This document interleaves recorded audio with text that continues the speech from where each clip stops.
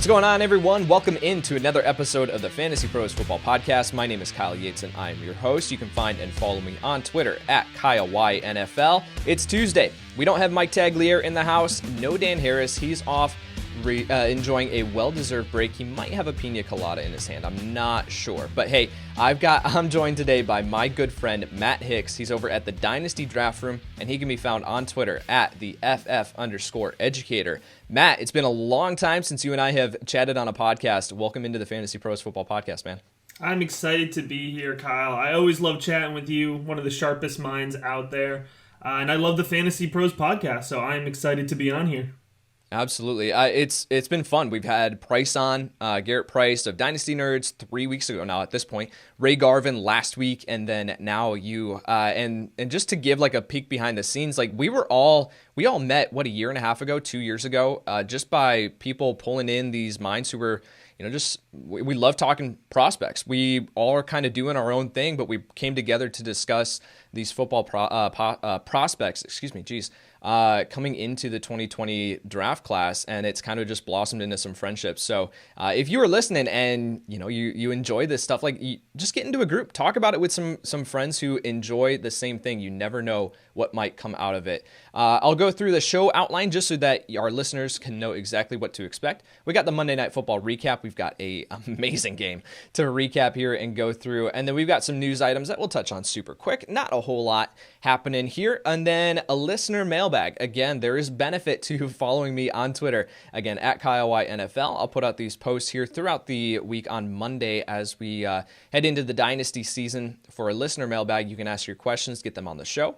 And then we've got a top 15 Dynasty running back rankings with a little twist in here that we'll talk about when we get to it. Before we get into the main conversation, though, I just want to quickly tell you about our YouTube channel at youtube.com/fantasypros. Not only will we have today's show on our channel, but we have every football podcast there, along with quick-hitting advice videos and our weekly live streams every Thursday, Sunday, and Tuesday. If you like our content, please subscribe to our channel. And if you're watching on YouTube, first off, hi. Go ahead and hit that like button and click the bell to get notified when each new video drops. Again, that's youtube.com/fantasypros. Matt, let's talk about this hell of a game. Baltimore 47, Cleveland 42. I couldn't have predicted an over-under of this amount heading into this game. It looked like this was going to be just a division rival, just slug it out. But this turned out to be a very high-scoring game, very, very entertaining. Cleveland Brown fans, you lost this game, but take solace in the fact that you are sitting in a very good spot. You have a very damn good football team. And to put up 42 points on the Baltimore Ravens defense is no small feat. Baker Mayfield, 28 for 47, 343 passing yards, 2 touchdowns, 1 interception. Moving forward, Matt, I think Baker Mayfield was kind of someone who I viewed as, he's matchup dependent, right? He can easily take a backseat to Nick Chubb, Kareem Hunt any given week. But doing this up against the Ravens defense, is he someone who's now in like the weekly just consideration that you plug him into your fantasy football lineup, maybe even week 15? Yeah, it's interesting with Baker. I think for me personally, I'm going into this Baltimore game and I'm expecting Nick Chubb and Kareem Hunt to get all the work. And they certainly did. But if I'm a Browns fan or somebody who has Baker Mayfield on their roster in fantasy football, I'm really encouraged because I think this is the best I felt about Baker Mayfield probably ever in his career. I think for me, this is personally his highest value because I think they understand what Baker Mayfield is, right? He can be a really effective player, but he doesn't need to be the guy that your offense revolves around. And with Stefanski there and the way they're running that offense now, they're running it with the ball, or they're setting the tone with the run game. Yeah. In there, it's really allowing Baker to be more comfortable and to be in a position where he can be more successful. So I think you're right, Kyle. I think he's a much more consistent and reliable quarterback now because he doesn't have to have those high and low swing games because the game doesn't depend solely on his shoulders anymore. Yep, for sure. I completely agree. Also forgot to mention that he did add 5 carries for 23 yards and a score on the ground as well. The running game, we talked about it. Man, these guys get it done. Nick Chubb, 17 carries, 82 yards, 2 scores. Kareem Hunt, who we had been at the with Dan and Tags and I, we've been down on Kareem Hunt heading into this matchup specifically because he really had not done much. He'd been efficient on the ground, but yet hadn't been finding the end zone, had been very little involved in the receiving game. 6 carries, 33 yards, a score on the ground. 7 targets, 6 catches, 77 yards, and a score through the air as well. So if you did take the chance on Kareem Hunt, it paid off in a big way. You're probably heading on to your next round. Moving forward, Kareem Hunt, they get the Giants next week. I'll just throw this to you, Matt. Like, Kareem Hunt, is he back in the we got to start him every single week conversation? I think you need to proceed with a little bit of caution heading into the Giants game. I'm a jaded Giants fan in the truest sense of the word, but where this team has really found success specifically is in their defense, but even more specifically in their run defense. So for the Giants, I proceed with a little bit of caution with this split carries approach to the Browns. So I think it's really going to depend. He's probably going to end up in my back end running back 2 category, which most weeks would be a good enough player, but as we're kind of in the fantasy football playoffs, we may have other options if our roster is good enough to have made it this far. Yeah, it's a good point, and especially too, it all comes down to his work in the receiving game. If he goes back to seeing only 1, 2, 3 targets like he had previously, then it's 6 for 33 and a score on the ground isn't going to get it done. I mean, it's fine, but it's not going to be enough to push him into that top 20. As far as the receiving options here, Jarvis Landry was really the one that people were looking at in this matchup. 9 targets, 6 for 52. Doesn't put you over the top, but yet doesn't hurt your lineup either. Valuable in full PPR formats. Rashard Higgins, though, 10 targets, 6 receptions, 68 yards, and a score. Comes through for fantasy managers who may have just rolled him out as a flex option. And then Donovan Peoples-Jones has been heating up here. He was someone, let's talk about this from a dynasty perspective. Donovan Peoples-Jones was someone that I actually kind of liked coming out of Michigan. He fell to the 6th round, and there were some off-field concerns. There were rumors surrounding that. I really don't want to dive into that, but yet fell to the 6th round, ends up in a nice spot here in Cleveland.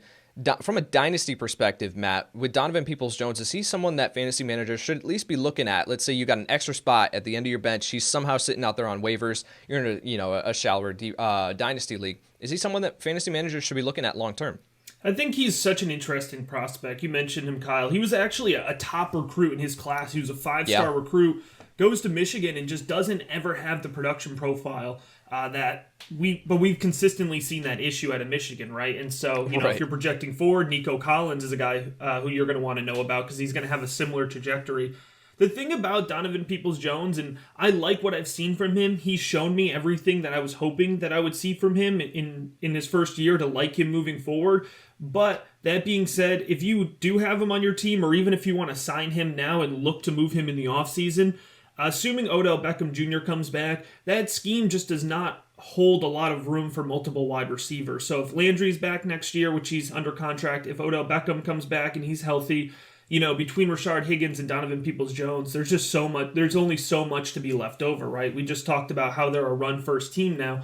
So for me, actually, he's somebody, if I have him, I'd be looking to sell high on him right now. But if he's on the waiver wires, I absolutely want to scoop him up with whatever fab I have left or whatever priority I have left. Yeah, for sure. Dawson Hooper was out for this game. David Njoku, we see him back in the NFL and with a tremendous run after the catch. Ends up with only 4 targets, 3 receptions, 45 yards. It's just a reminder that David Njoku is one of the most talented and athletic tight ends in the NFL. Dealt with drops here and there. He's behind Austin Hooper in this offense, but if he ends up in a better spot in this offseason, I think that he could absolutely make a impact. So again, just from a dynasty perspective, if the David Njoku manager is so frustrated they dropped him in a dynasty league and he's sitting out there, I would recommend scooping him up. Let's go over to the Ravens side of the ball. Lamar Jackson had been super inconsistent this season, right up and down. You really were still waiting for that big blow-up performance. Well, hey, we got it. 11 for 17 passing, 163 yards, and a score through the air. 9 carries, 124 yards, and 2 touchdowns, even with him leaving this game a little bit with cramps, with him slipping and sliding all over the field. He still gets it done. 9 carries, 124 yards, and 2 scores. This was the performance that we were waiting for, Matt, right? When fantasy managers drafted him, maybe even in the back of the first round. You don't know, depending on your league, some people may have even drafted him in the first round. This is the performance that you were expecting. So moving forward, I'll take a look at who they're playing next week, but is Lamar Jackson back in the top 5 lock conversation? Yeah, for me, he's never strayed from that conversation. Being here in Baltimore, I'm able to follow the Ravens a little bit more intentionally. And it's been an overall offensive breakdown. Lamar Jackson has not looked fantastic over the last month. He's been very disappointing for fantasy players. Trust me, I got him almost everywhere. But it's been an overall scheme breakdown, and it starts there with the interior offensive line and all the shifting that they've been doing via injuries and retirement. They haven't been able to set that offensive line in the right way, and without that core unit doing their job, that offense and the scheme that they run, it's just not going to work well. So what I think we saw last night was some of these guys finally clicking with each other, opening up more space in the running game. And then I think what we saw at the end, Kyle, was once the Baltimore is able to re-legitimize the threat of the running game, it opens a ton of space for Lamar Jackson to be able to throw the ball. And so we saw Mark Andrews, benefit as a result. If Hollywood Brown had hands, he would have benefited as a result. So you could see how the entire offense, it doesn't revolve around Lamar as much as it really revolves around that interior offensive line being able to set the tone. And there's not a lot of teams where you specifically say that interior is critical, but it is for Baltimore. And they're only going to improve and only going to invest. If you look at Baltimore's tendencies, I think that's going to be their main focus this offseason, both through the draft and free agency. So I definitely would not be pivoting off of Lamar Jackson at this point. I don't think we can overstate the impact that Marshall Yanda's retirement had on this offense in the offseason, right? Interior offensive line, one of the best offensive linemen. He retires kind of late in the game in the offseason, and they really never replaced him. And then, of course, when you have some of your key offensive linemen go down with injury, like you said, Matt, it really well explained that it really does just kind of take away some of the impact and some of the things that you can build off of. So let's look at the running game, though. J.K. Dobbins. A lot of people ask, why do you have J.K. Dobbins so high in your rankings when he's not a guarantee to see all these touches? Well, he really doesn't need all these touches because he is one of the most talented running backs already in the NFL. This guy is just going to be a star in the NFL for a long time. 13 carries, 53 yards on the ground. Does find the end zone on that little 2-yard scramble there. Gus Edwards, 7 carries, 49 yards, 2 scores on the ground. That's kind of the issue with J.K. Dobbins, though, playing devil's advocate here, is that for everything that J.K. Dobbins does well, you do have Gus Edwards kind of hanging over his shoulder here and taking away some of the work and taking away some of the scoring opportunities. But here's the big thing. Mark Ingram, and correct me if I'm wrong here, Matt, if you saw something different. I saw Mark Ingram on the first play of the game doing that flea flicker, and then I didn't see him again. Didn't register a touch. So that is huge. That's been the thing. You can find value in these running offenses if it's two heads, right? We just finished talking about the Cleveland Browns. Nick Chubb and Kareem Hunt. There's only 2 guys in that backfield. They make an impact based on that. Now, when you eliminate the three-headed monster here in Cleveland or in Baltimore, and you go down to just 2 with J.K. Dobbins and Gus Edwards, now there's a little bit more value to be had here. So moving forward, is this something where fantasy managers can comfortably rely on J.K. Dobbins? Now, I talked about I'll look ahead to next week and who they play. I completely forgot. They play Jacksonville next week. So I am going to be plugging in J.K. Dobbins as a top 10 option. I don't know about you. Yeah, absolutely. But in that same level, if we're talking about specifically next week, if you have Gus Edwards on your bench, you're going to be looking at your other options, and you're going to be looking at if it's legitimate to play him. And there's a decent chance it is. And one of the things that I want to, just put a little bit of a note on here when it comes to Baltimore and moving forward with J.K. Dobbins. And I love J.K. Dobbins as much as anybody else. In terms of his tape grade, he was the second highest graded running back for me in this last year's class. And so, of course, I love the landing spot in Baltimore. But the thing about Baltimore, even if they move on from Mark Ingram this offseason, which I think is very likely, there will be 3 to 4 running backs in this rotation room. They will pick somebody up off of free agency. They will use a 3rd-round draft pick on somebody.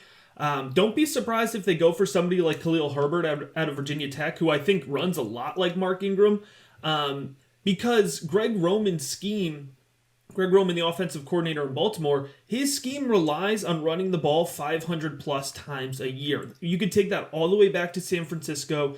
When he's been successful calling an offense, it's been having at least 500 attempts on the ground. And so we may not have Mark Ingram next year, but there will, Gus Edwards is not going away. and there will be another running back. They will go 3 running backs deep no matter who those names are. That being said, you mentioned it, Kyle, the efficiency behind J.K. Dobbins still makes him a top-level target. And for me, it's really going to come down to what are they doing in the red zone? Because there was a lot of J.K. Dobbins early on. Now it's a lot of Gus Edwards as the season goes on. But we have to keep in mind the rookie wall concept, right? And so as the season gets a little bit longer, some of these running backs, especially in their first year, they get worn down a little bit, and that might be where Gus Edwards is getting the veteran bump in the red zone right now. So I'm still excited about J.K. Dobbins moving forward. I think he's going to take a big step next year still. But I want to put a little caveat there. Even if Mark Ingram isn't there, there will be a third running back. I'm pretty confident about that. It's such a great point. And yeah, it's really important to pump the brakes here with J.K. Dobbins because a lot of people are going to see Mark Ingram 0 touches and they're going to say, all right, here we go, wheels up. J.K. Dobbins is a top 5 running back. And again, I think just based on his efficiency, I think he can absolutely be in that top tier conversation, but it's not a lock. Looking at the receiving game though, Mark Andrews, 6 targets, 5 receptions, 78 yards. He comes back and just is immediately plugged right back into that top 5 conversation. Marquise Brown, like you mentioned, if he had hands, 6 targets, 2 receptions, 50 yards, does come through with a score. This is now, 3 straight weeks of Marquise Brown finding the end zone. So I think against Jacksonville especially, I think you can plug him in as a high-end flex play, maybe even a low-end wide receiver 3. Really nothing else outside of that in the receiving game to talk about here in Baltimore, unless you had anything else that you wanted to mention. No, I think you nailed it. All right, man, let's take a look at some news and notes here. Frank Gore won't be benched, according to Adam Gase. You do have, in conjunction with that, LaMichael Pirine should be back at practice this week. So for fantasy managers who were kind of holding out hope that LaMichael Pirine would step back in and see the majority of the work, that's not going to happen. Thank you, Adam Gase. Matthew Stafford, dealing with a rib issue here, may not suit up for Week 15. I really don't see why he would. Detroit, kind of outside of that playoff conversation anyway. This team is really not going anywhere anytime soon. Let's talk about Matthew Stafford really quick from a dynasty perspective. Matt, do you think there's a chance that he gets traded this offseason away from Detroit? I sure hope so. It seems to be a pretty common thought out there right now. And speaking from the perspective of Matthew Stafford, let's get him on a contender because I want him to make a playoff run. He has had such a good career in Detroit, and I don't want to say it's been wasted, but I want to see him get the opportunity to make a legitimate run. So, does a team like Indianapolis, assuming Phillip Rivers retires after this year, do they try to make a push? Is Pittsburgh interested in trying to move on from Ben Roethlisberger after this year? Could Washington look for Matt Stafford for a year? I think there's legitimate options in teams that have a legitimate chance to push the playoff conversation. Does Chicago want to make things even more complicated? I'm sure you have thoughts on that. But regardless of it, I personally would like to see Matt Stafford move on. And I think from a fantasy perspective, especially, thinking dynasty, there's a floor there. And I think you can buy at that floor right now. And you could only, get your value returned or higher. So he's definitely somebody, if you don't have a trade deadline league, I kind of be poking around seeing what the price is from the Matthew Stafford owner in your league. Oh, yeah, 100%. His value is so low right now. I had actually had in my main dynasty league, it's a 10-team league and 1 quarterback, but someone dropped Matthew Stafford. Like, they were just like, I'm done with this, and I get it, but yet at the same time, I was putting in a hefty fab bid because I was like, I want Matthew Stafford, especially when you look at the situation in Detroit, they're going to have to blow it up. With how many unique draft picks that they made to fit Matt Patricia's scheme, now whoever's going to step in, unless they are taking over that scheme, which is highly unlikely because it didn't work, now you actually have to then just revamp this entire defense again. The wide receiver room in Detroit is looking very, very bare heading into next season. You have Kenny Golladay, who's tag eligible, but then it's Quintez Cephas is really like your only wide receiver that's under contract. So I think it's very likely that we see Matthew Stafford traded, or that he maybe even potentially demands a trade. John Brown will return to practice this week. So for fantasy managers that were starting to get excited about Gabriel Davis and his 3 straight touchdowns, you might need to temper expectations there. Looks like John Brown might be back in game action next week. All right, that is all I got for news. You want to get into some listener mailbag, Matt? Yeah, that sounds great, my man. All right, so again, asking these questions on Twitter at KyleYNFL. Derek Delgado, he's picking 5th, 7th, 12th in the rookie draft with a well-rounded roster who got a first-round bye. So he's in a really good spot. He doesn't need anything specific.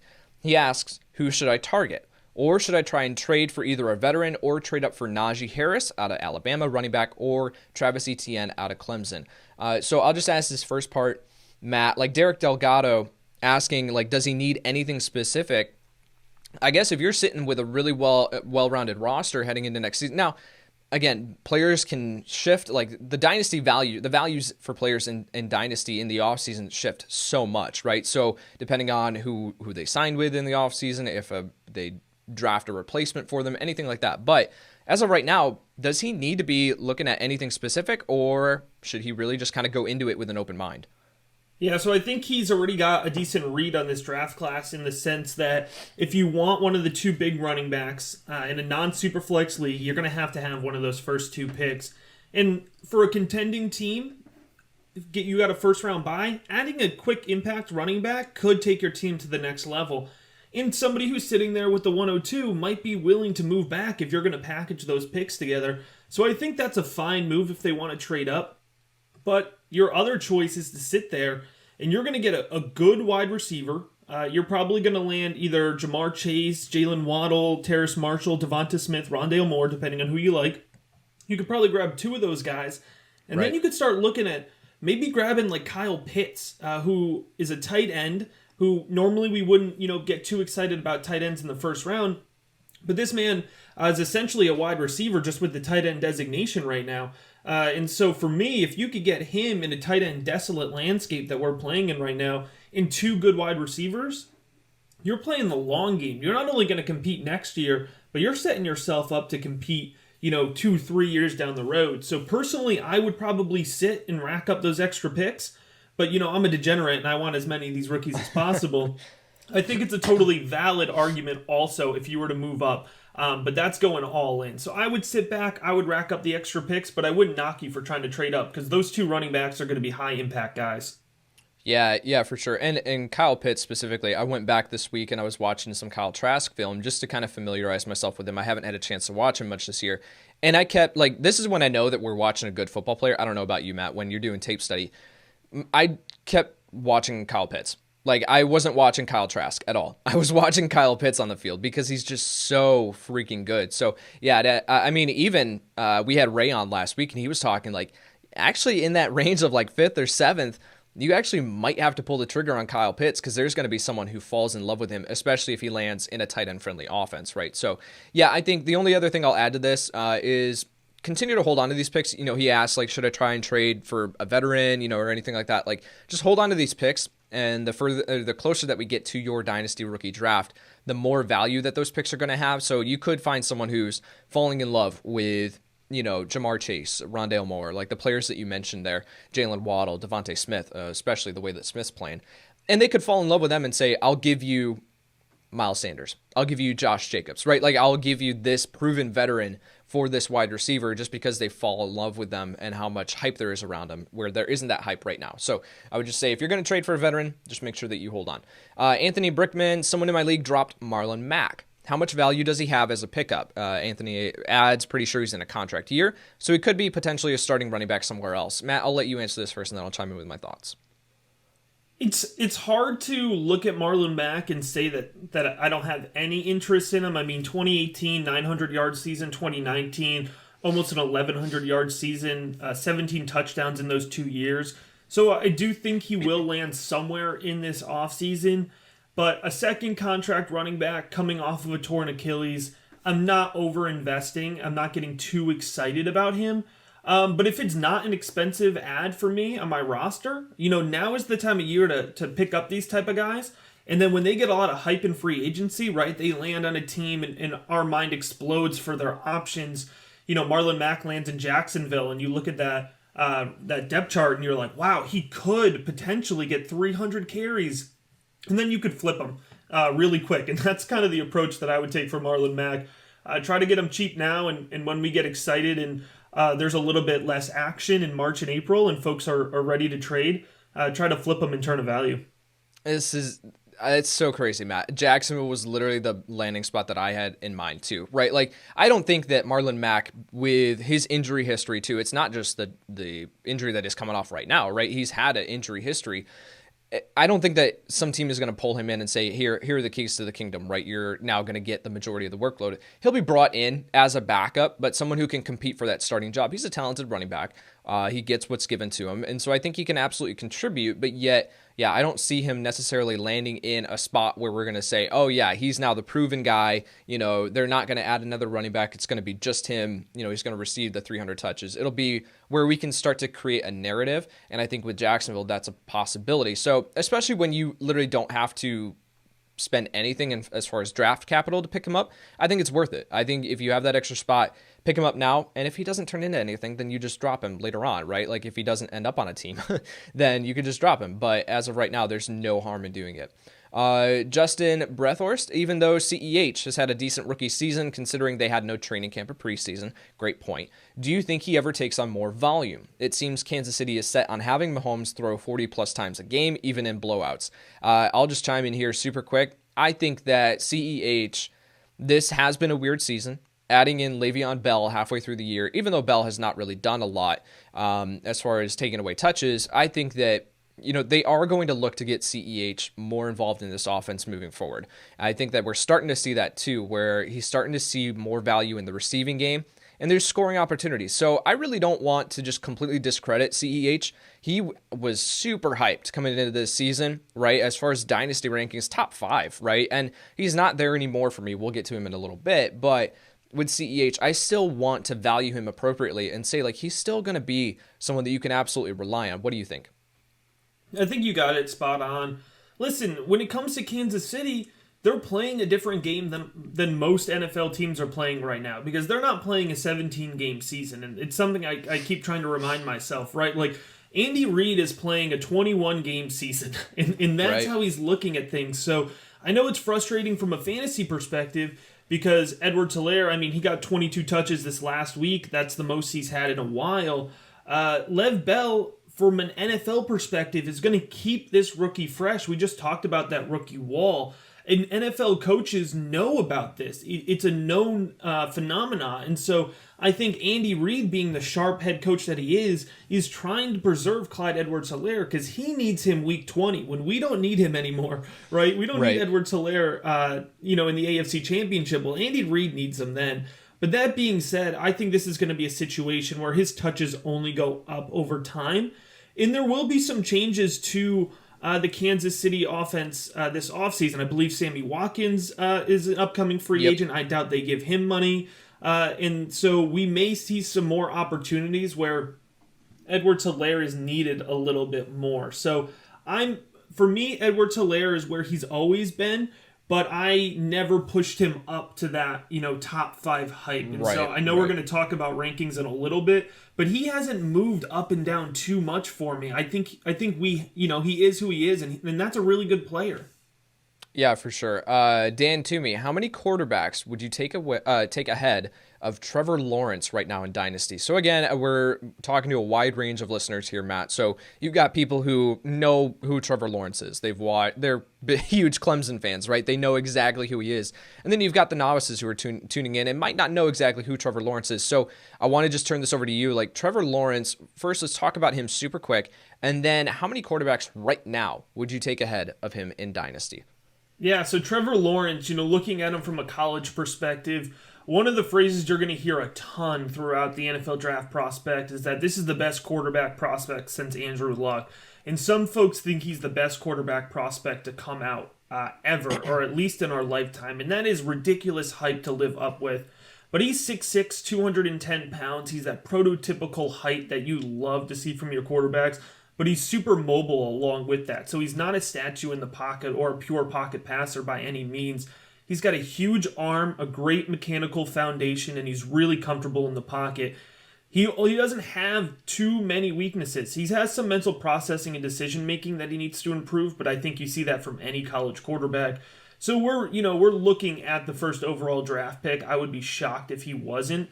From an NFL perspective. So when you try to translate that over to the NFL side and Dynasty side, it's really difficult for me. And so I'm looking at my Dynasty rankings right now, and I would safely put him in as quarterback 11. I think that's his floor, And I say quarterback 11 specifically because I'm looking at it here, and I have Tua, Burrow, and Herbert really clumped together at 8, 9, and 10.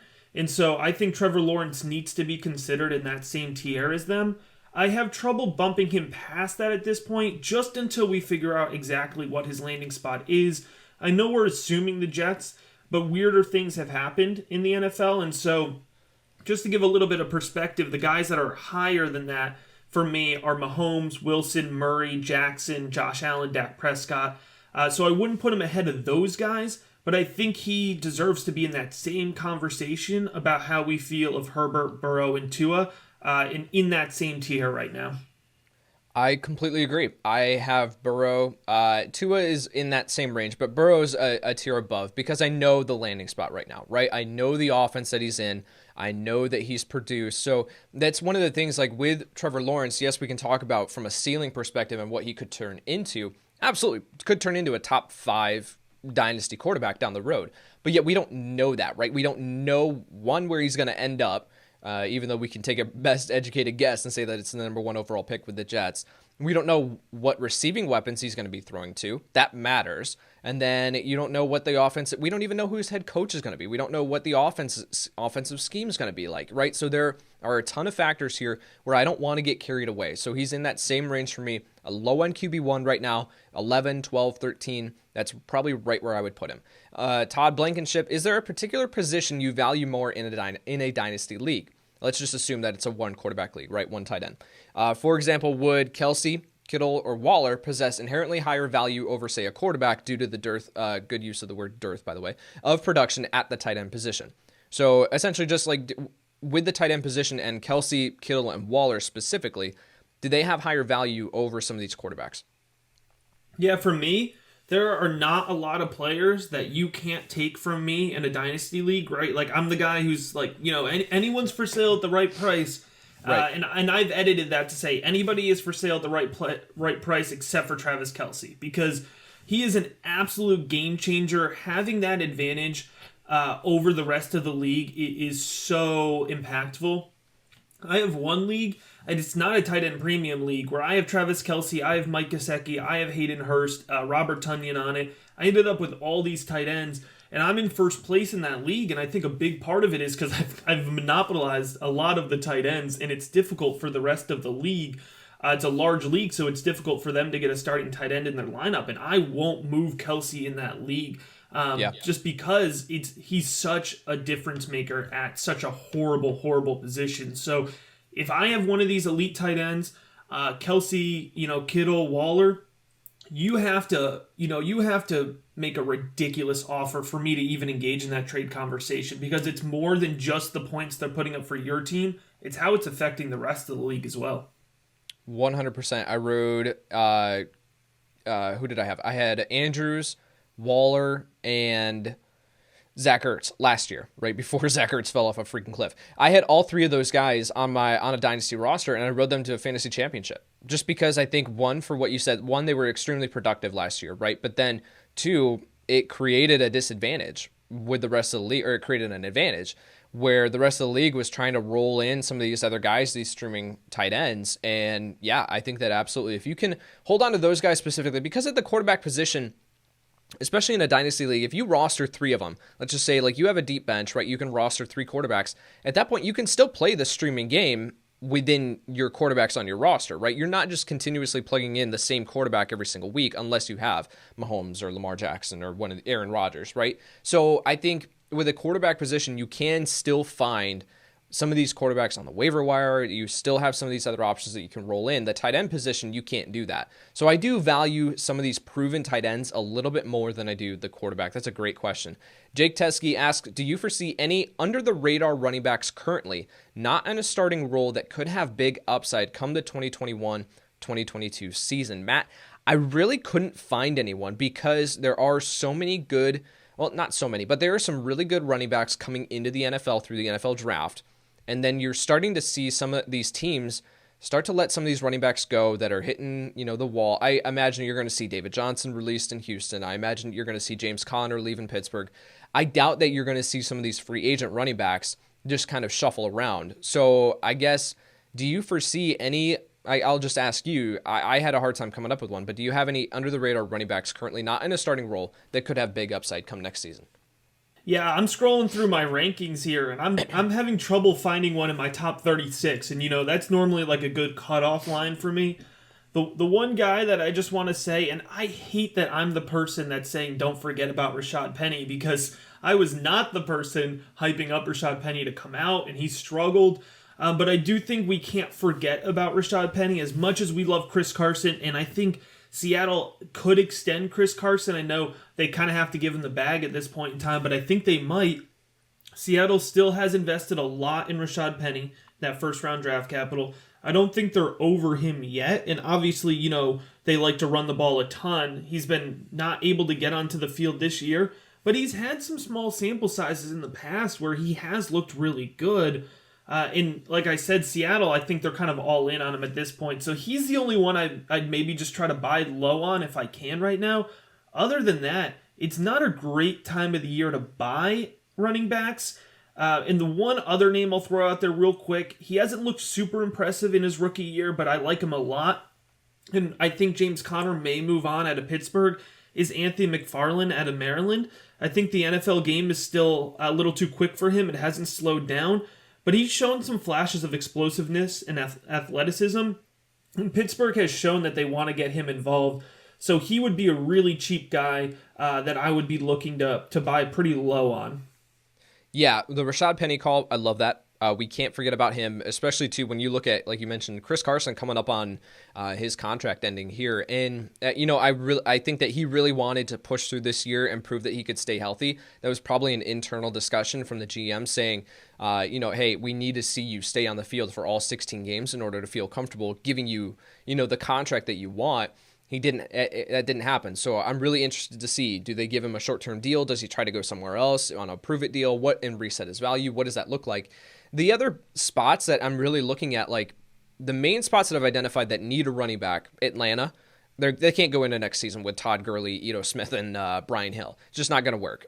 Pittsburgh, and then Houston, right? Those are the situations that, just off the top of my head, that I can say, yeah, I think they're going to be looking at running back. And you look at the players behind him, and you just say, Benny Snell, he's not the main guy, right? He's never going to be the main guy. In Houston, it's not Duke Johnson. They don't have anyone else on that depth chart if they cut David Johnson.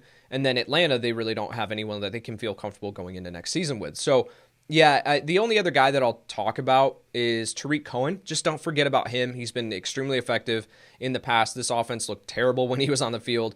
And then, obviously, this whole season he's been on IR. So don't forget about him. I think he can provide some bounce-back value for you. Toby Altizer, how should I value DJ Moore?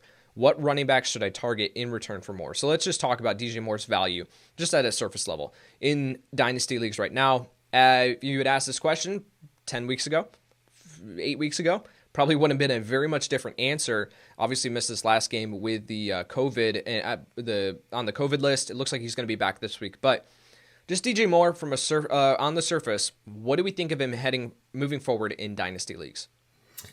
I will preface this by saying I have never been the biggest DJ Moore guy, and that hurts me, because, I'm in the Maryland area. He came out of Maryland. I like him a lot. But for fantasy football, I've never kind of had this top 5, top 10 valuation that a lot of folks have. So he's sitting right now as my wide receiver 13, and that just feels right. For me, I don't think that Carolina is going to go through this offensive revolution this offseason that a lot of folks think maybe they will. I think Teddy Bridgewater has at least another year because Carolina is not picking high enough, right, to take one of these elite quarterbacks. Maybe they take a shot on a guy like Trey Lance or Zach Wilson, but those guys may not start right away anyways. And we've seen the rapport between Bridgewater, between Matt Rule, and between Robbie Anderson. And that's really been the foundation of their offense. And of course, we have the new head coach, but also the offensive coordinator in Joe Brady this year. And so sometimes we really have to listen to what the coaching staffs are showing us and not what they're telling us. And what they're showing us is that Robbie Anderson is their first option. And then if anything has been frustrating for both DJ Moore owners and recently Robbie Anderson owners is the emergence of Curtis Samuel now apparently a part of this offense again. And so as we kind of add these things up, and remember, CMC is going to come back, and he's going to take targets away as well. DJ Moore is a really athletic, talented wide receiver, but sometimes we need to look at what the team is telling us, not overvalue them in fantasy football. So I'm lower than most on DJ Moore at 13. And I think, if I'm projecting that to be trade value, I'm looking for a young running back. Maybe you get somebody that's frustrated that Edwards-Helaire didn't produce quick enough, or J.K. Dobbins didn't produce quick enough, or DeAndre Swift. Maybe you can get one of these guys for that in return. That's kind of the type of trade that I'd be looking at making. Yeah, I completely agree. I've got DJ Moore at 17, so I'm a little bit lower than you. The one part that could catapult him back up into the top 12 would be that I think I'm pretty sure Curtis Samuel's contract is up this year, so there's a possibility, okay, do we see Carolina? At this point, I would imagine that they bring him back. He's been extremely effective for them, but there's always the possibility that they go into next season with just DJ Moore and Robbie Anderson. Tim Zekman, where do you see James Robinson ending up in PPR Dynasty rankings in a month or two? Seems like he's ranked pretty low currently. I'll just answer this one, Matt. We talked about this last week with Ray, that it's really difficult because of the draft capital conversation with James Robinson, obviously as an undrafted free agent, and then Myles Gaskin, 6th round pick.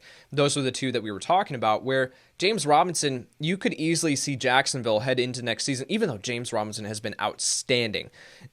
You could easily see Jacksonville go into next season and say, okay, we want to bring in some competition. Do we see them bring in a Marlon Mack? That's why we talked about it. Like James Robinson next season, the percentage chance that he sees every single carry in the Jacksonville backfield is slim to none. They're going to bring in someone. And that's what I think. It all depends on who is where we're going to see James Robinson land in dynasty rankings. So I don't want to push him up into the top 10 yet. I don't want to push into that conversation where I say, yeah, we got to look at this guy and we got to say he's a lock, right? Because I could easily look at the draft capital, especially a new general manager too. We got to consider that in Jacksonville, where they could say, we want to invest in a Najee Harris in the second round with all of our draft capital and cap space. They could easily say, we want to just supercharge that position. Ben Dorfman, how early are you taking Mahomes in a dynasty startup draft?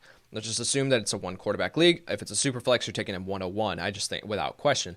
But in a one quarterback league, how early are you taking Mahomes in a dynasty startup draft, Matt? I will say I play primarily in super flex leagues. However, so for me, what I'm looking at then is what's the tier break, right? What's the drop off and how much are you willing to sacrifice? I think for me, it would have to come in the second round. I couldn't do it in the first round. It'd probably have to be mid to late second round. And the reason I say that is because Mahomes is the quarterback one in Dynasty. I'm not arguing that. But how far really is the tier break to Russell Wilson, to Kyler Murray, to Lamar Jackson, Josh Allen, Dak Prescott? That's a pretty awesome tier 2 to have.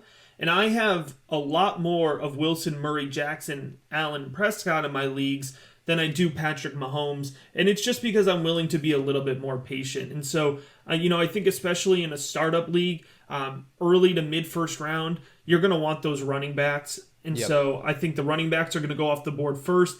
And then, we just talked about that tight end position. I might be looking at Travis Kelce before I'd be looking at Patrick Mahomes, as kind of wild as that sounds, just because position scarcity would really drive my thoughts on this conversation. So I would probably say mid-second round is the earliest I would consider it in a 1 QB league.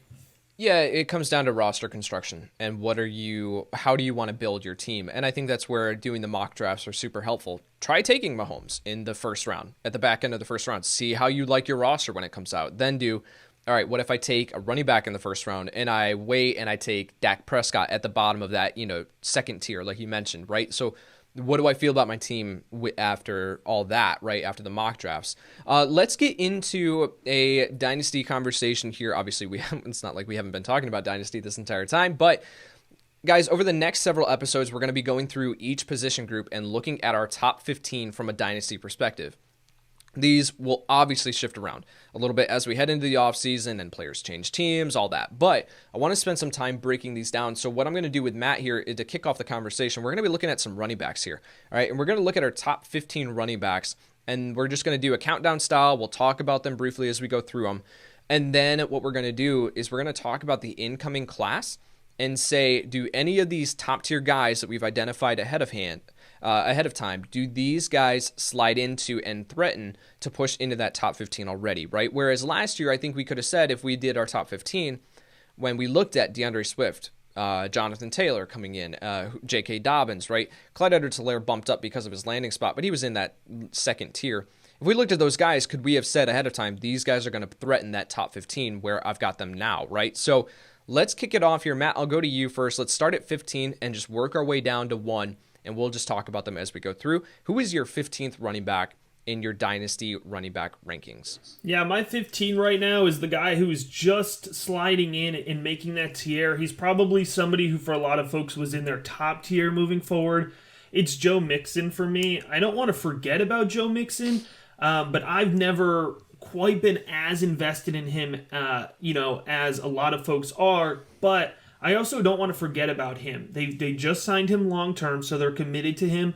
And this Cincinnati offense is improving. It is moving forward. And so I think, especially as some of these young offensive linemen start to get more comfortable with each other, and I imagine that's where their focus is going to be this offseason, I do think Joe Mixon is worth keeping around in Dynasty, not, pivoting too hard, but he's my 15 right now. He's right on that border.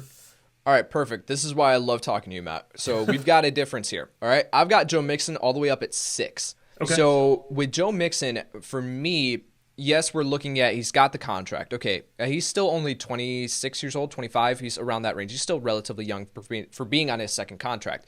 You're looking at Joe Burrow as a starting quarterback here moving forward. I'm a big believer in Burrow, and especially this offense moving forward. And then the thing that is, I think, giving me some confidence in pushing him up into this second tier here, right, all the way up at 6, is that they're looking at a top 3 pick in this next year's draft. Assuming that you're looking at Trevor Lawrence going 1, Justin Fields, quarterback out of Ohio State, going number 2 overall, it's going to be Penei Sewell, I would assume, unless one of these other guys starts to creep up into that top 3. At number 3 overall, a left tackle out of, Oregon? Mm-hmm. Yep. Yeah, thank you. Out of Oregon. And from everything, I haven't had a chance to sit down and watch his tape, but from everything that I've heard, this guy is a top tier prospect. He is just going to step in immediately. And now you'll have Penei Sewell and Jonah Williams on either side of that line. You start to take care. Maybe you add in 1 or 2 pieces in the offseason. This offensive line should be revamped. And you're looking at the sheer amount of volume that Joe Mixon gets week in and week out. That's what gives me a little bit more confidence boosting him up into all the way up to 6. For me at 15, I'm interested to see where you have him. I'm a little bit lower on this guy than I think ECR. Again, expert consensus ranking over at FantasyPros.com. I've got Miles Sanders at 15. And it's less to do with the talent of Miles Sanders, and it is more to do with the fact that I don't trust Doug Peterson, right? With Doug Peterson, the signing of Jordan Howard halfway through the year, the involvement of Boston Scott creeping up into his snap percentage creeping up throughout the last few weeks, then Corey Clement factoring in at different points. They seem very hesitant to give Miles Sanders the majority of the touches. Now, there's a greater conversation to be had of, is Doug Peterson the head coach in Philly next year, right? But I think that would then cause me to go back. And like I said, these players are going to shift and move around. But as of right now, I just can't trust Miles Sanders, or I have him at least a little bit further down than some of these other guys that we're going to talk about. Where do you have Miles Sanders? Does he crack your top 15? Yeah, I actually have Miles Sanders at 7 right now, which I know is bullish. And like I said, I think it's a great perspective. Really relying on the talent behind Miles Sanders. I love his talent. I think he's a super good athlete. He's super good in space. And I think, exactly, what we're talking about here, if the offense can open up space for Miles Sanders like we saw last week, he has the potential to be a top 5 guy, but that offense has to figure it out. But I don't want to overreact to this season. I know Philadelphia has looked horrible, but I've also seen this team consistently perform at a high level over the last few years. And so I don't think they're a team that's going to sit at the bottom of the league for a while. I think their front office is going to do what they have to do and get this team back on track. So 7's probably a little bullish right now, but I'm really leaning on that talent. Absolutely. Let's go to your number 14 running back.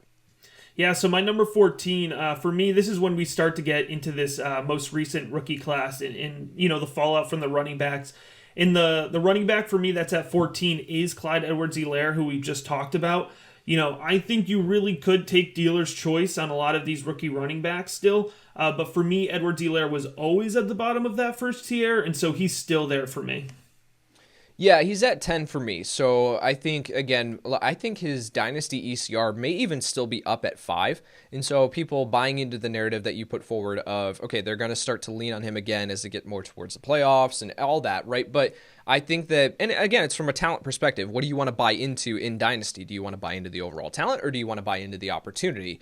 And so with CEH, I have him a little bit further down, than ECR. I'm not as low as you are, right? But all these guys in this same kind of range, I think that it's a fair conversation. You're still saying that CEH is a valuable fantasy asset moving forward, but yet not at the point where we're valuing him as a top 5 option, right? You wouldn't make the trade of Derrick Henry for CEH, right? Like in Dynasty, you're going to take the other side, I'm assuming. So for me at 14, I've got Josh Jacobs. Jacobs at this point, yes, he's been extremely efficient in his opportunities previously. Last year, a little bit more. He's been banged up this year, so I don't want to put a ton into that, but yet it's more so to do kind of the same conversation with Miles Sanders, where we see John Gruden just start to bring in, again, like continuously bring in these veteran running backs. Devontae Booker, Theo Riddick is still somehow on an NFL team. Jalen Richard, right? So it just takes away from the overall upside here of Josh Jacobs. This offense, Derek Carr's looking great, but yet it's not a top 15 offense, in my opinion, where we can comfortably say that Josh Jacobs is going to be finding the end zone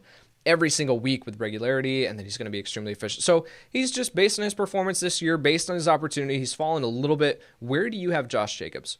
For me, he's right outside of our conversation. He's actually 16 for me. So, okay.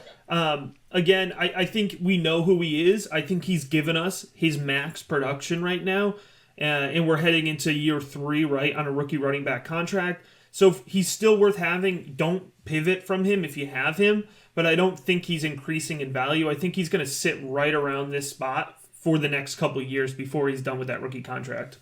Absolutely. Let's go to your number 13 running back. Yeah, so number 13 for me, we're gonna keep kind of moving up the list of rookie running backs, and that's J.K. Dobbins, the guy that we were just talking about. So I won't dig into it too much more, but that's kind of a good example of how I see his value increasing, where I think Edwards-Helaire is going to stay right there. Yeah, I've got Dobbins at 16 for me, so he's just outside this conversation, but yet still a very, very valuable fantasy asset. As soon as we see Mark Ingram move on from this team, or, and then we get into this next offseason and we don't see, I agree with you completely that I think they're going to add another running back, but yet what happens if we don't, right? And they move forward and say we're intent on giving J.K. Dobbins 220 plus touches on the season. Well, then at that point, he might move up into my top 7.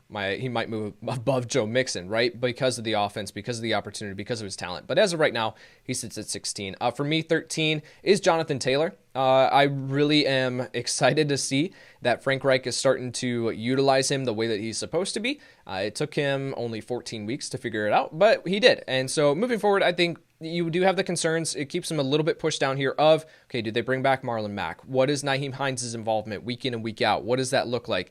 That prevents me from moving him up to a top 5 option. But yet at the same time, he's still someone that I want on my dynasty rosters. I want long-term. I think that he's going to be a very, very talented running back down the road here for a long time. So yeah, I do want him on my rosters, but yet there are little questions there that push him a little bit further down. Do you have Jonathan Taylor in your top 15? Yeah, Jonathan Taylor for me is coming in at 11. Okay, perfect. So then let's go to your number 12. We haven't talked about him yet, I'm assuming. Yeah, we haven't talked about him. And I got to say, I'm still a little bullish on this guy. He's somebody who I think he's outside of most people's top 15, but I just can't quit the guy. It's Aaron Jones. Kyle, I can't quit Aaron Jones. And so for me, I know that Green Bay may move on from him, and maybe that's a better situation for us because he seems to just be trapped in Green Bay where he goes off, gives us ridiculous performances, and then they come back and they put Jamal Williams in or they draft A.J. Dillon. So right. It's a little bullish for Aaron Jones, but he's just shown it so often for us, and the big games are so big. I don't think it's bullish at all, man, because I've got him up at 7. Oh, so you make me feel good, man. The validation is there. There we go. Yeah, no, with Aaron Jones, I completely agree. I think he bumped down in Dynasty rankings this offseason because of drafting A.J. Dillon in the second round, and that's a whole other conversation of why do you draft A.J. Dillon in the second round when you have so many other needs that you could address, and yet they don't use him at all. They don't use A.J. Dillon at all, whereas I think going into this season, there was the conversation of like, yes, you drafted a running back in the second round. He's going to get on the field. It's going to take away the work from Aaron Jones. I'm a little bit more confident here Aaron Jones actually just signed, I saw this on Twitter last night, signed with Drew Rosenhaus, the agent. So there's a possibility here that we see him starting to prepare for NFL free agency. Matt, where would Aaron Jones rank for you if we knew that he was going to end up in Atlanta? Oh my gosh. Easily top 10. You're talking top 8. We were talking, I had Miles Sanders at 7. I think that's almost equivalent value right there. I mean, especially with, there's just going to be so much, I think, overhaul in Atlanta right now, but there's so much potential on that roster. Oh man, that would be fantastic. Yeah, I would love to see that. And I think that it's a possibility that we do see it. So with Aaron, because again, like I mentioned, they have to fix that running back situation. So yeah, I think with Aaron Jones, I'm a little bit more bullish. I think that even despite the Jamal Williams involvement and the AJ Dillon over his shoulder, right? I think that he's still producing in a big way. So I think that we can comfortably rely on Aaron Jones. Matt, where were we at? We were at 12, right? Yeah, I just did 12. You just did 12. Okay. My number 12 running back is DeAndre Swift. Swift was tied essentially for the top running back in this class, coming out with Jonathan Taylor in my rankings. So DeAndre Swift, a big believer in his talent. Detroit is starting to give him the keys to the kingdom here, and he's dealt with the injury, the concussion here over the past couple of weeks, which has kind of hindered or hampered our perspective on him versus what we saw a few weeks ago when he did see the majority of the work. He's just going to be a very, very special running back in the NFL for a long time. You have the greater conversation of, okay, what happens if Matthew Stafford does leave Detroit? Like we talked about, what does this offense look like next year? Who do they bring in, right? All of this is going to play a factor in where DeAndre Swift ends up in my rankings, but yeah, he's too talented for me to push him outside my top 15. Where do you have DeAndre Swift? DeAndre Swift, for me, is still the top running back from this last class in my rankings, and he's running back 9 for me. So right there, and exactly what you said. Sometimes you just got to follow the talent. Nick Chubb, it looked a little rocky there for a while. With the situation, bringing Kareem Hunt, what do I do with Nick Chubb? If you followed the talent, you'd still be happy with Nick Chubb, and so I'm following the talent with DeAndre Swift. Absolutely. Let's speed this up just a little bit here, Matt. Let's go with your next 3. So we did 11, or we did 12. Let's go 11, 10, and 9 for you. Okay, yeah. 11, Jonathan Taylor. Again, we're sticking with what we've seen on the field. Jonathan Taylor is very explosive. We're starting to see that volume increase, which is the most important. My 10 is a guy that I think I'm more bullish on than a lot of folks. I love Austin Ekeler. Yep. When he's been on the field, he's been a top running back. So for me, he's 10. And then at 9, we just talked about DeAndre Swift. Perfect. Yeah, for me, 11 is Austin Ekeler, and for a lot of the same reasons, right? Just his involvement with Justin Herbert. He came down my rankings because with Tyrod Taylor at quarterback, we just didn't know who he was going to lock onto. We didn't know what this offense was going to look like. I didn't think that we were going to see Justin Herbert on the field, and one of my biggest misses in scouting ever has been Justin Herbert. I completely whiffed on Herbert and what he has turned into in the NFL. So for him to lean on Austin Ekeler, and I mean lean on Austin Ekeler, 20-plus touches every single time that he's healthy and on the field, and he's one of the most talented running backs in the NFL. Clyde Edwards-Helaire at 10, we talked about him. And then at 9, really interested to see where you have him, Ezekiel Elliott. Elliott has fallen down from that top tier for me. It's been a variety of factors. I don't want to put a ton into what this offense looks like without Dak Prescott on the field. But yet, just from watching Zeke, he doesn't look as explosive as last year, dealing with fumbles. I really don't know what to think of Zeke here moving forward. So based on the way that he's played this year, and again, I don't want to put a ton of stock into the fact that we saw Dak Prescott go out and this offense just crumble around him. I'm interested. Where do you have Ezekiel Elliott? I have Zeke at 6 right now. I'm trying not to push him too far down. I think he's going to be one of the best values this next, upcoming offseason, especially in startup dynasty drafts. Because it's not only Dak, which is a huge part of it, it's also that offensive line is in shambles. Great point. Yep. I think they're on their third right and left tackle right now, and the interior really has been their core for a while. So it's more than just Dak, but you have to look at it, Kyle, and you can't ignore what you're seeing. And so he does move down. 6 is a pretty significant drop for me for Zeke. And so I feel like that's appropriate, but I don't want to totally, overinvest in what we're seeing this season. For sure. Let's go with 8, 7, and 6 for you, Matt. Yeah, 8 is Derrick Henry. I'm never as high as everyone else on Derrick Henry, but He's an absolute monster, especially as the season goes on. We talked about Miles Sanders earlier. He's my 7. And then Zeke is my 6. Perfect. So I've got Nick Chubb at 8, just a little bit further down than I'm assuming where you've got him. Aaron Jones and Joe Mixon, we both talked about. I've got him at 7 and 6. So with Nick Chubb, I am a big believer in his talent. I believe that he's one, if not the most talented pure runner in the NFL. He's in that conversation. But it's more so to do with the involvement that Kareem Hunt has in this offense. What does Nick Chubb's his carry totals look like week in and week out, and just his lack of involvement in the receiving game prevents him from me pushing him up above guys that I am big fans of, like Joe Mixon, right? I think Joe Mixon, we don't have that question when he's on the field and healthy. So, yeah, I've got Nick Chubb at 8, Aaron Jones at 7, just because of, okay, what do we see with him moving on this offseason if that happens, and then Joe Mixon at 6. Let's go with 5, 4, and 3 for you. All right, so 5 is Nick Chubb, exactly what we're talking about. As a pure runner, top 2, if not the best in the NFL. I love Nick Chubb. I've gotten to see him play live. It's such a phenomenal experience watching Nick Chubb run the ball. It's so fantastic. And so even with those challenges with the scheme like we're talking about, he's a top 5 dynasty back for me. Dalvin Cook at 4. You can't ignore what you're seeing. He looks healthy. He's on the field. The scheme definitely still fits him in what we want to see out of Dalvin Cook, so we love that. And then coming in at 3 for me, and I struggle with these 3 players in the order to put them in, but it's going to be Saquon Barkley for me at 3. Obviously, I'm a Giants fan. Injuries, I can't ignore the injuries. As fantastic and as talented and as athletic and game-changing as Saquon Barkley is, as much as he contributes to the PPR side of things, you need to stay on the field to give us fantasy points, and I'm struggling to overinvest in a guy who's now had his season ended early 2 years in a row. I completely agree. Let's talk about him. So I've got Derrick Henry at 5. I've got Saquon Barkley at 4. Then I've got Alvin Kamara at 3. So with Saquon, I completely agree, man. I can't put him in this top 2 conversation that I had him earlier on this season. Now, it's the injuries. Yes, those are concerning. That bumps him down. But yet, again, I'm not bumping him down outside my top 5. He's still in that conversation with Nick Chubb, best pure runner in the NFL. His athleticism is unparalleled. But then with also the state of the offense, right? Like, what does this offense actually look like? When Saquon was on the field and healthy this season, let's not pretend that he was a top contributor, right? Like, you need him to break away that big run for him to push you over the top. So, yeah, with Saquon, I had him in this I'm not trading him no matter what conversation earlier on this season. I don't know if I'm in that same boat here this year. What do you think? Is Saquon Barkley kind of in that, like, hey, I'm not moving off of him, or is he available for you if you own Saquon Barkley? I think he's available. I know a lot of rebuilding teams right now are trying to buy him, but I'm not selling him for anything less than I would have sold him at the beginning of this season. So I think that's the big thing for me with Saquon Barkley.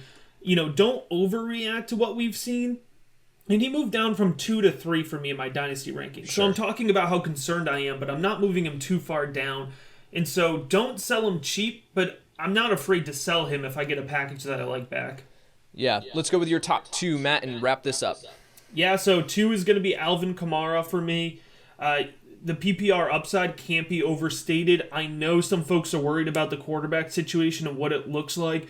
But for me, Kamara is so dynamic, so athletic, and he's a guy, despite being, I'm a Tennessee Volunteers fan, I got to see Alvin Kamara play while I was at Tennessee live, and every year I undervalue him, and I give a reason to write him off, and I'm done doing that. So he's my Dynasty running back 2, and then I'm sticking with CMC as my running back 1 in Dynasty. Yeah, I've got Kamara at 3, like I mentioned, and it's just bumping him down slightly just because of, okay, what does this look like if Drew Brees is done this year? And what does it look like if Taysom Hill is the starting quarterback moving forward? Now, I think they can continue to just find ways to get Kamara the ball, which if you're a smart offensive mind, you do. And Sean Payton is a smart offensive mind. So I think that they'll get him the ball moving forward, but he's just a little bit lower than Dalvin Cook at 2 for me. Dalvin Cook, he's got the contract, he's got, that locked up, and then also just the pure volume. You're hard-pressed to find a running back whose scheme depends more on them than Dalvin Cook, right? Derrick Henry's in that conversation, but you have some of these other playmakers around him that can carry the load. It's Dalvin Cook, man. and they feed him the ball 30 plus times a game. So he's at number 2 for me, and then I've got CMC at number 1 as well. Even though he's dealt with the injury this season or injuries this season, been off the field, fantasy managers haven't been really able to rely on him. I'm not moving off of CMC as my number 1 option. I think that he is still that top running back in Dynasty. That's going to do it for today's show, Matt. It was good to chat with you again, man. It's been too long. Remind everyone where they can find you and your work. Yeah, absolutely. So on Twitter at the FF_educator, it is heading into draft season for me. And I really, as much as I love Dynasty, I do a lot of Devy work. I do a lot of rookies. And if, a lot of my work is going to be focused on, for the next several months, really focused on breaking down and analyzing this upcoming rookie class. And so what I'm going to, suggest is that you go ahead and follow me on Twitter at the FF_educator. And I'm going to be putting out a lot of work and a lot of exciting new projects. I can't give too much yet, but a lot of exciting new projects that are going to be coming out here over the next month or so. And then if you really want to, get insight and pick my brain, I share all of my work on rookies. I do, full tape evaluations on all the upcoming class.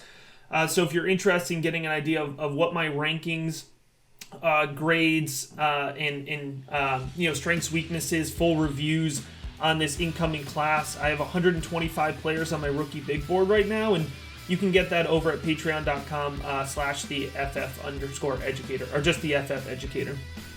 Awesome, man. Well, hey guys, we'll be back tomorrow with a Week 15 start-sit show to make sure that you are ready for your next playoff matchup. We've got championships to win. For Matt Hicks, I'm Kyle Yates, and we'll see you next time. Thank you for tuning into the Fantasy Pros YouTube channel. Don't forget to check out our featured videos. And while you're at it, make sure to follow us on Instagram, Twitter, and Facebook at Fantasy Pros so you can get the latest news and updates to give you the edge you need in your fantasy league.